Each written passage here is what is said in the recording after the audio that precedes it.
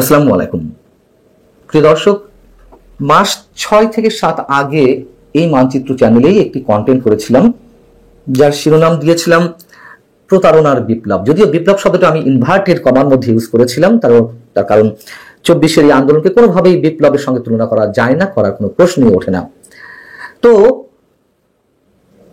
কেন এই আন্দোলন প্রতারণামূলক ছিল, বা এই আন্দোলনে আহত নিহতদের সঙ্গে প্রতারণা করা হচ্ছে, সেই কথাগুলো যখন বলা হলো তখন অনেকেই যারা আমার শুভাকাঙ্ক্ষী তারা মনে করে দেওয়ার চেষ্টা করলেন, সতর্ক করে দিলেন যে এই মবের সময় এসে এই ধরনের বক্তব্য দেওয়া বা শিরোনাম করা একেবারেই ঠিক হয়নি। আবার যারা ক্ষিপ্ত হলেন তারা ফ্যাসিবাদের দোষর হিসেবে আখ্যা দেওয়ার চেষ্টা করলেন, নানান ধরনের হুমকি দিলেন। যদিও এই ধরনের ট্যাগ লাগিয়ে দেওয়া নতুন কিছু নয়, এর আগে পরে অসংখ্যবার এই ধরনের ট্যাগ লাগিয়ে দেওয়া হয়েছে, যেমনটা আওয়ামী লীগের সময় বিএনপি জামাতের দালাল বানিয়ে ফেলা হয়েছিল আমাকে। যাই হোক, এই কথাগুলো এ কারণে বলছি যে এটা যে স্রেফ প্রতারণার বিপ্লবে পরিণত হয়েছে সেই কথাগুলো খুব সহজভাবে আরো কঠিন শব্দে জানান দিয়েছেন বৈষম্য বিরোধী ছাত্র আন্দোলনের সাবেক মুখপাত্র, আন্দোলনের সামনের সারির নেত্রী উমামা ফাতেমা। তিনি স্পষ্ট ভাষায় বলেছেন যে এই যে সংস্কার, জুলাই শহীদ, আহত, এগুলো স্রেফ মুখের বুলি, এবং এই অভ্যুত্থানকে তিনি বাজার দরের কেনা বেচার সঙ্গে তুলনা করেছেন। এখন কি বলবেন? অনেকে বলবেন তিনি পদ বদল পাননি, তিনি সামনের সারিতে স্থান করে নিতে পারেননি এনসিপিতে বা জাতীয় নাগরিক পার্টিতে, এই কারণে তিনি এই কথাগুলো বলছেন। বলার কোনো অবকাশ নেই যারা এইগুলো বলতে চান, তার কারণ উমামা ফাতেমা শুরু থেকেই বৈষম্যবিরোধী ছাত্র আন্দোলনের ব্যানার থেকে কোনো ধরনের রাজনৈতিক দল গঠনের বিরোধিতা করেছেন। শুরু থেকেই বিভিন্ন গণমাধ্যমের সাক্ষাৎকারে তিনি স্পষ্ট করে বলেছেন। এবং উমামা ফাতেমার সঙ্গে যখন আমি একাধিকবার কথা বলেছি, 1-to-1 সরাসরি কথা বলেছি, আমি তখনই বুঝতে পেরেছি উমামা ফাতেমার এই সংগঠনে থাকার বা টিকে থাকার কোনো ধরনের সম্ভাবনা নেই, তাকে এখান থেকে সরে আসতেই হবে। তার কারণ তিনি যথেষ্ট একজন প্রগতিশীল মেয়ে, ছাত্র ফেডারেশন করা মেয়ে, এবং এটা তো সত্য কথা, 24 আন্দোলনে অনেক প্রগতিশীল ব্যক্তি, প্রগতিশীল মানুষেরা শরীক হয়েছিলেন। আওয়ামী লীগের বিরুদ্ধে দীর্ঘ বঞ্চনা, দীর্ঘ নিগ্রহের শিকার হতে হতে দীর্ঘদিনের পুঞ্জীভূত ক্ষোভ থেকে এই আন্দোলনে অংশ নিয়েছিলেন। অনেক আওয়ামী পরিবারের সন্তানও তো অংশ নিয়েছিলেন। তো উমামা ফাতেমা তো অংশ নিবেনই, খুব স্বাভাবিক। এবং কথা বলার সময় তিনি আমার কোনো প্রশ্নের উত্তর দিতে পারেননি, তাকে যথেষ্ট হতাশাগ্রস্ত মনে হয়েছে, কিন্তু কথা বলতে পারেননি। কেন? তখনও তিনি সেই সংগঠনের মধ্যে ছিলেন, তিনি কনফিউজড ছিলেন আসলে কি করবেন না করবেন। এবং পরে এসে বিস্ফোরণটি ঘটলো। এই বিস্ফোরণটি ঘটলো যখন বৈষম্যবিরোধী ছাত্র আন্দোলনের কমিটি গঠন হলো গত 2 দিন আগে। তারপর পরে তিনি ফেসবুকে পোস্ট দিয়ে এই ছাত্র আন্দোলনের ভিতরের পরিস্থিতি, ক্ষমতার দ্বন্দ্ব, সুবিধাবাদ এবং অনিয়মের বিভিন্ন দিক একবারে খোলাসা করে দিয়েছেন। এনসিপির মুখোশ অনেকখানি খুলে ফেলেছেন। তিনি এই মন্তব্য করছেন, দলীয় লেজুর এবং প্রেসক্রিপশনের বাইরে এই ব্যানারটি যদি স্বাধীনভাবে কাজ করতে পারত, অর্থাৎ জাতীয় নাগরিক পার্টি বা এনসিপির নির্দেশনায় তো এই সংগঠনটি এখনো চলছে, তাদের কোনো ধরনের নির্দেশনা খবরদারি না থাকলে এই সংগঠনের যারা কাজ করতেন তাদের কারণে তাদের এনসিপি বা জাতীয় নাগরিক পার্টির অনেকের রাজনৈতিক ভবিষ্যৎ হুমকির মুখে পড়ত। এবং তিনি বলছেন যে তিনি এই সংগঠনের মুখপাত্র হওয়ার সত্ত্বেও ফেসবুকে তার বিরুদ্ধে নোংরা প্রচারণা চালানো হয়েছে। এবং এদের সম্বন্ধে বলতে গিয়ে তিনি বলছেন যে কথিত সহযোদ্ধারা মানুষকে টিস্যু পেপারের মতো ব্যবহার করে এবং প্রয়োজন ফুরালে ছুঁড়ে ফেলতে এক মুহূর্ত নেয় না। প্ল্যাটফর্মের ভেতরের পরিস্থিতি বর্ণনা করতে গিয়ে তিনি এই সব কিছুকে বদ্ধ জলাশয় এবং পোকার মতো সুবিধাবাদীদের খেয়ে ফেলার মতন বিষয়ের সঙ্গে তুলনা করেছেন। উমামা ফাতেমা একথাও বলছেন যে সংগঠনের ভিতরকার অবস্থা যখন এই সংগঠনের সাবেক আহ্বায়ক হাসনাত আব্দুল্লাহ কিংবা অন্যান্য নেতাদের জানানোর চেষ্টা করেছেন, কোনো ভিত হয়নি, বরং তাদের আচরণগুলো রহস্যজনক মনে হয়েছে। আমরা তো প্রতিনিয়ত তাদের কত বিপ্লবী কথাবার্তা শুনছি, তাই না? শেষ পর্যায়ে এসে তার ফেসবুক পোস্টে উমামা ফাতেমা আরো শক্ত শব্দ ব্যবহার করেছেন। তিনি বলছেন যারা তার সঙ্গে নোংরামি করেছে এবং অভ্যুত্থানকে বাজার দরে কেনা বেচা করেছে তাদেরকে তিনি ক্ষমা করবেন না। এবং তিনি বৈষম্য বিরোধী ছাত্র আন্দোলনের ছাত্রদেরকে পড়াশোনার টেবিলে ফিরে যেতে বলেছেন। এই শব্দটা আমাদের কাছে খুবই আশ্চর্যজনক। এই কারণে যে ছাত্ররা বাংলাদেশ পাল্টে ফেলার স্বপ্ন দেখায়, নিজেরা রাজনীতিবিদ হয়ে উঠেছে, কখনো পড়াশোনার কথা তাদের মুখ থেকে আমরা শুনিনি, কাউকে পরামর্শ দিচ্ছে অথবা দেশের শিক্ষা সংস্কারের জন্য তারা কোনো দাবি তুলছে। কি অদ্ভুত। ঠিক একেবারে ডক্টর মোহাম্মদ ইউনূসের কথা বলা যায়, কখনো তিনি ছাত্রদের উদ্দেশ্যে পড়াশোনা মনোযোগী হতে বলেননি। এবং এই বৈষম্য বিরোধী ছাত্র আন্দোলনের ব্যানার থেকে যেই দলটি গড়ে উঠেছে জাতীয় নাগরিক পার্টি, তাদের অনেকে তো দাবি করেন যে তারা 200 থেকে 300 আসন পাবে, তারা ক্ষমতায় যাবে তার মানে। অথচ আন্তর্জাতিক গণমাধ্যম দ্য ইকোনমিস্ট গত একদিন আগেই তারা যে প্রতিবেদনটি প্রকাশ করেছে এবং তারা তাদের জরিপের কথা জানিয়েছে, যেখানে দেখা যাচ্ছে এনসিপির জনপ্রিয়তা মাত্র 5%। দুর্ভাগ্য বাংলাদেশের মানুষের যে এই ছাত্র নেতাদের চোখেই তারা স্বপ্ন দেখতে চেয়েছিল, আমরা দেখতে চেয়েছিলাম, কিন্তু শুরু থেকেই একটা অভ্যুত্থান সফল হওয়ার পরপরই এমন একটা বিষয় হয়ে দাঁড়ালো তাদের যে কি না কি করে ফেলেছে। দখলবাজি, চাঁদাবাজি, তদবির বাণিজ্য, সন্ত্রাসী কর্মকাণ্ড, মবে নেতৃত্ব দেওয়া, লবিং, গ্রুপিং, ক্ষমতা লিপ্স হয়ে পড়া, ক্ষমতায় যাওয়ার জন্য যা ইচ্ছে তা করা, ভিন্ন রাজনৈতিক দলের সিনিয়র নেতাদেরকে সম্মান করে পর্যন্ত কথা না বলা, এই জায়গায় এসে পৌঁছেছে এই নেতারা। উমা ফাতেমা ঠিক মুখোশটা অনেকখানি খুলে দিয়েছে। এতে আমরা খুব খুশি নই যে একের পর এক এদের এই চরিত্র, এই চেহারা দেখতে হচ্ছে। তার কারণ স্বপ্নভঙ্গ তো হয়েছে আমাদেরই। আসসালামু আলাইকুম রহমতুল্লাহি ওয়া বারাকাতুহু। সম্মানিত দর্শক, এই বাংলাদেশ এখন কেমন আছে, কেমন চলছে? আপনি আমি কি সবাই খুব সুখে আছি?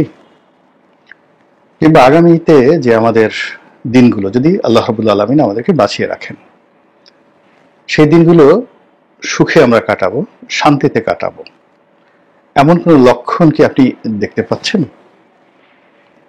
এবং সেই লক্ষণগুলো যদি আপনি দেখতে না পারেন, তাহলে আপনার মধ্যে যে নিরাপত্তাহীনতা, যে হতাশা এবং যে বিষাদগ্রস্ততা, মন ভার হয়ে থাকা, এই লক্ষণগুলো স্পষ্ট হয়ে যাবে।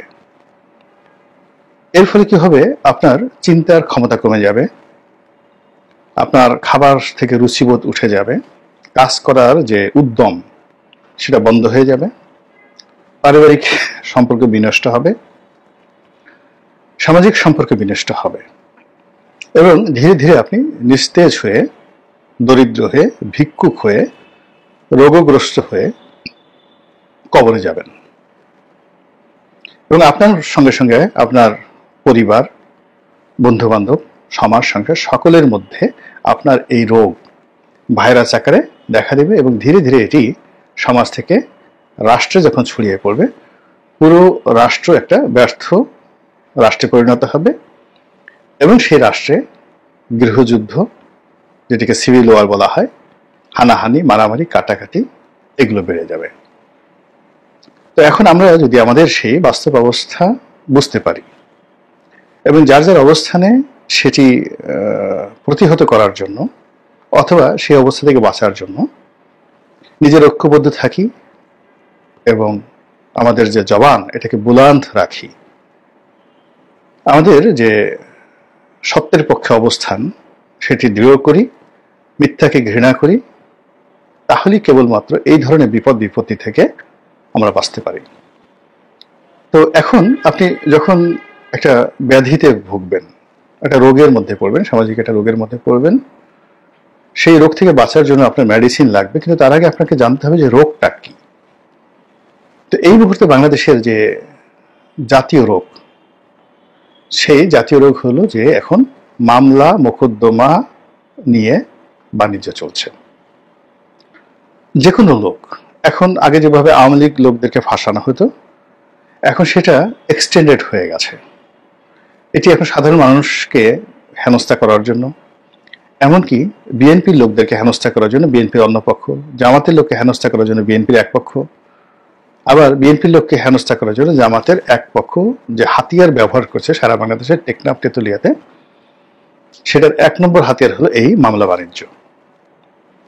গত কয়েক মাসে আপনি খোঁজ নিয়ে দেখেন, সিভিল, ক্রিমিনাল যেগুলো কোর্ট কাছারিতে হয়, সিজিএম বা সিএমএম কোর্টে বা ম্যাজিস্ট্রেট কোর্টে, সেই মামলাগুলো রেকর্ড দেখেন। থানাতে যে মামলাগুলো হয়েছে সেগুলো রেকর্ড দেখেন এবং কি পরিমাণ আসামি করা হয়েছে, এগুলো এক। 2 নম্বর হলো যে এই মামলা করা হবে এটার ভয় দেখিয়ে কত শত হাজার কোটি টাকা এই গত কয়েক মাসে লেনদেন হয়েছে। আসামি করা হয়েছে, আবার আসামি থেকে বাদ দেওয়া হয়েছে, জেলে ঢুকানোর কথা বলা হয়েছে, আবার জামিনের ব্যবস্থা করা হয়েছে।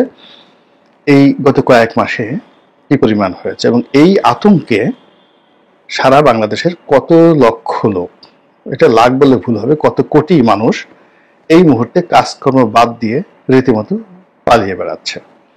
আমি 3 মাস আগে যাদেরকে দেখেছি যে যারা মনে করেছিল যে আমাদের পালাতে হবে না, আওয়ামী লীগের লোকজন, কিন্তু অবস্থার প্রেক্ষিতে তারা কিন্তু মানে পালানোর জন্য অনেকে চেষ্টা করছেন এবং অনেকে পালিয়ে গেছেন, এমনকি মহিলারা।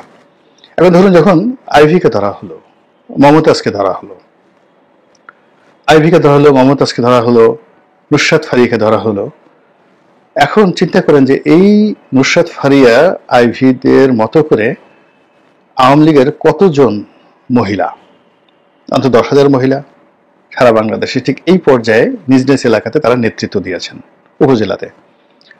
তো এই 3টি গ্রেপ্তারের কারণে এই 10,000 মহিলা পালিয়ে গেছে।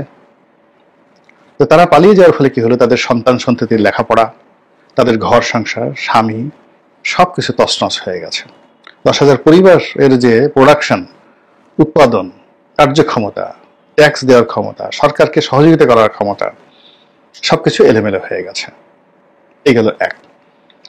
2 নম্বর হলো যে গত কয়েকদিনে আপনি যদি কিছু উপজেলাতে মারামারির ঘটনা দেখেন, বিশেষ করে পাবনার একটা মারামারি, পাবনার আটঘরিয়া এলাকার একটা মারামারি, যেখানে জামাত ভার্সেস বিএনপি মারামারি হয়েছে এবং সেই মারামারিতে বিএনপির নেতা হাবিবুর রহমান হাবিব, যিনি একসময় ছাত্রলীগের নেতা ছিলেন, তো তার বিরুদ্ধে যেভাবে বিষোদ্গার করা হচ্ছে, যে তিনি কোরআন পুড়িয়ে ফেলেছেন, তিনি জামাতের লোকদেরকে ইমামতি করার জন্য বলেছেন যে আমার এই এলাকাতে জামাতের কোনো লোক ইমামতি করতে পারবে না, জামাতের কোনো লোক আজান দিতে পারবে না। তো এই কথা বলে তার জীবনকে তছনছ করে দেওয়া হচ্ছে এবং পুরো সামাজিক মাধ্যমে জামাতের যারা লোকজন আছে তারা তো আগে থেকে শক্তিশালী, এই হাবিবুর রহমান হাবিবের বিরুদ্ধে যে প্রচারণা চালাচ্ছে, সেই প্রচারণার ফলে তিনি এসে ফেসবুকে যে কথাগুলো বলেছেন, সেই কথা শুনলে আপনার গা শিহরিত হয়ে উঠবে। বিএনপি এবং আওয়ামী লীগের লোকজন সেখানে, বিএনপি এবং জামাতের লোকজন সেই পাবনার সেই এলাকাতে তারা মারামারি করছিল। দেশীয় অস্ত্র, গোলা বারুদ, বন্দুক, পিস্তল উভয় পক্ষেরই ছিল।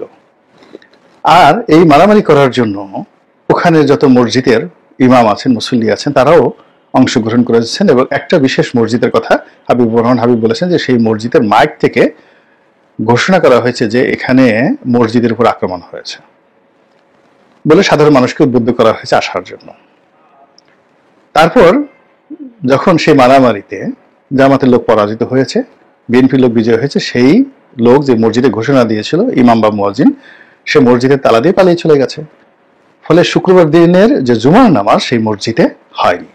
তো এটা আমি সেই পাবনার একটা ঘটনা বললাম। তো এরকম ঘটনা পেপার পত্রিকা আসছে না? যেখানে যেখানে জামাত এবং বিএনপি শক্তিশালী সেখানে গিয়ে দেখেন কি দুরবস্থা।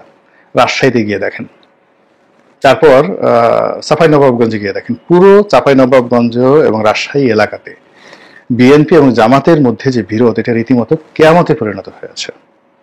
কোথাও মানে কেউ স্বস্তিতে নেই, বিএনপির লোকও নেই, জামাতের লোকও নেই ওই এলাকাতে। এরকম আমি যতটুকু জানলাম এতটুকু বললাম, এর বাইরে আপনি হয়তো আরো 10টা জেলাকে আপনি এইভাবে খুঁজে পাবেন। তছনছ হয়ে গেছে সবকিছু। It's a new problem. এর মধ্যে অনলাইনে সরাসরি যেমন ফজলুর রহমান, এখন ফজলুর রহমান কিংবদন্তির মুক্তিযোদ্ধা, তারপর এই সময়টাতে স্বাধীনতার পক্ষ শক্তির, মুক্তিযুদ্ধের পক্ষের শক্তির কথা তিনি বলছেন। তার অনেক কথা মুক্তিযুদ্ধের পক্ষে চলে গেছে এবং অটোমেটিক্যালি বঙ্গবন্ধু, শেখ হাসিনা, আওয়ামী লীগ, তার লোকজন তারা খুব খুশি। এখন তার যে সাইনবোর্ড রয়েছে বিএনপি, তিনি বিএনপির বড় নেতা, তো এখন বিএনপির সঙ্গে তার সম্পর্ক খারাপ করার জন্য তাকে নানা রকম ট্যাগ দেওয়া হচ্ছে। কেউ বলছে তিনি ফজু পাগলা, কেউ বলছে তিনি আগামীতে আওয়ামী লীগের নেতা হবেন, বিএনপি ছেড়ে দেবেন, বিএনপির লোকজনকে প্রভোগ করা হচ্ছে, তাকে বিরুদ্ধে ব্যবস্থা নেওয়া হোক, ইত্যাদি আরো অনেক কিছু। এরপরে দেখলাম যে তারেক রহমান সাহেবকে নিয়েও নানা রকম ট্রল হচ্ছে। মানে তাকে সেই কি বলবো, মানে বিভিন্ন রকম বিকৃত কার্টুন বানিয়ে, ভিডিও বানিয়ে কারা করছে আপনারা খুব ভালো করে জানেন। যে বিএনপি তো মির্জা ফখরুল সাহেব, মির্জা আব্বাস সাহেব, গয়েশ্বর বাবু, মানে সবাইকে নিয়েই শীর্ষ নেতা, তারপরে আমির খুশি মাহমুদ চৌধুরী, সালাউদ্দিন সাহেব, সবার ক্যারেক্টার অ্যাসাসিনেশন করার পর এখন তারেক রহমান সাহেবকে নিয়েও কিন্তু নানা রকম আলোচনা হচ্ছে, সমালোচনা হচ্ছে, বিতর্ক হচ্ছে, এবং তাকে তার চরিত্র নষ্ট করে দেওয়ার জন্য এই পুরনো হাওয়া ভবন সমস্ত কিছু সঙ্গী সাথী মানে যাচ্ছে তাই ইন্টারনেটে কিন্তু এখন তাকে নিয়ে হচ্ছে। এগুলোর ফলে কি হলো, আমাদের এই সমাজে এক ধরনের উত্তেজনা তৈরি হয়ে গেছে, অনিশ্চয়তা তৈরি হয়ে গেছে, সামাজিক যে বন্ধন সেই বন্ধনটা নষ্ট হয়ে গেছে। আর এরকম যখন তৈরি হয় তখন চাঁদাবাজিটা বেড়ে যায়, ভীষণ রকম চাঁদাবাজি বেড়ে গেছে। এবং সেই চাঁদাবাজি কারা করছে, কি করছে, দলীয় পরিচয়, এগুলো ডাজ নট ম্যাটার। মূল ব্যাপারটা হলো চাঁদাবাজি বেড়ে গেছে এবং এটা জ্যামিতিক হারে বাড়ছে। সবচেয়ে বড় ব্যাপার হলো যে পুরো দেশে কোনো একটি মানুষ এখন নিজেকে নিরাপদ মনে করছে না। মানে যারা চাঁদাবাজি করছে তারাও নিরাপদ মনে করছে না, যারা অত্যাচারিত হচ্ছে তারাও নিরাপদ বোধ করছে না। ধরুন একটা সময় যখন স্টেবল অবস্থা থাকে, আপনার কাছে টাকা আছে, ব্যবসা বাণিজ্য আছে, তো প্রতিপক্ষ এসে চাঁদা দাবি করলো, আপনি দিলেন, দেওয়ার পর আপনি নিশ্চিত থাকবেন যে না ঠিক আছে এখন আর ঝামেলা হবে না। কিন্তু এখন এমন একটা অবস্থা হয়ে গেছে প্রায় সব ক্ষেত্রেই দুটো তিনটে চারটে গ্রুপ হয়ে গেছে। আপনি এক গ্রুপকে চাঁদা দিলেন, অন্য গ্রুপ চলে আসলো, আবার ওই যে চাঁদাবাজদের যে গ্রুপগুলো আছে তারা বিভিন্ন এলাকাতে মারামারি করছে, কাটাকাটি করছে, এবং এর মধ্যে অনেকগুলো সারা বাংলাদেশে খুন খারাপি হচ্ছে। প্রশাসন তালি বাজাচ্ছে, কেউ এগিয়ে আসছে না, দূর থেকে হাসাহাসি করছে, আর সাধারণ মানুষ বলছে আগেই ভালো ছিলাম। এর মধ্যে আবার এই যে দেশ নিয়ে, করিডোর নিয়ে, বন্দর নিয়ে যে সকল কথাবার্তা হচ্ছে, সব মিলিয়ে যে একটা জগা খিচুড়ি তৈরি হয়েছে, এই জগা খিচুড়ির ফলে ব্যবসা বাণিজ্যে ধস নেমেছে, আয় রোজগারে ধস নেমেছে, মানুষের শরীর স্বাস্থ্য নষ্ট হয়ে যাচ্ছে। এবং আপনি দেখবেন যে এমনকি এখন যারা রাজতগতে আছেন, অর্থাৎ এখন যারা রাষ্ট্র পরিচালনা করছেন, তারাও কিন্তু নিরাপত্তাহীনতায় ভুগছেন, প্রচন্ড নিরাপত্তাহীনতায় ভুগছেন। প্রেস সচিব জনাব শফিক সম্পর্কে যে কথাগুলো শোনা যাচ্ছে, যে তার স্ত্রী তাকে সতর্ক করেছেন, তার বন্ধুরা তার সঙ্গে যারা ফেসবুকে অ্যাড ছিলেন অনেকে তাকে ব্লক করে দিয়েছেন, অনেকে তাকে ছেড়ে গেছেন, এই ধরনের কথাবার্তা শোনা যাচ্ছে। এবং তিনি নাকি ফেসবুকে স্ট্যাটাস এরকম দিয়েছেন, আমি জানি না সত্য বা মিথ্যা, কিন্তু ইন্টারনেটে এই ধরনের কথাগুলো কিন্তু ঘুরে বেড়াচ্ছে। এবং আমি ভদ্রলোকের চেহারা দেখলাম, তার চেহারাও অনেকটা মলিন হয়ে গেছে, তাকে খুব রাগী, বিক্ষুব্ধ এবং ভারসাম্য স্বাভাবিক যেভাবে তার থাকা উচিত সেভাবে তার নেই। তিনি অনেকগুলো কথা বলছেন যে কথা তার মুখ দিয়ে আসলে অতীতে কখনো এইভাবে আসেনি। তিনি একটা নিপাট ভদ্রলোক মানুষ, তার কর্মজীবনে যথেষ্ট স্বচ্ছতা আছে, সফলতা আছে, কিন্তু একটা বিরূপ পরিস্থিতিতে তিনি বসে সরকারকে রিপ্রেজেন্ট করতে গিয়ে তার উপর হয়তো এরকম মানসিক চাপ পড়ছে, যে চাপের কারণে তিনি এখন যাচ্ছে তাই বলে যাচ্ছেন।